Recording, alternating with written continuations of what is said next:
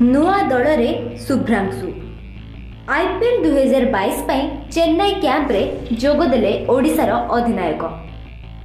IPL 2022 Chennai camp रे पहुंची ओडिशा रणजी दलर अधिनायक शुभ्रांशु सेनापति।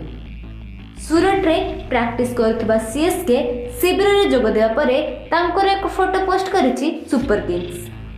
ट्विटर पेज रे शुभ्रांशुंकर एक फोटो अपलोड करी सूचना देछि येलो आर्मी।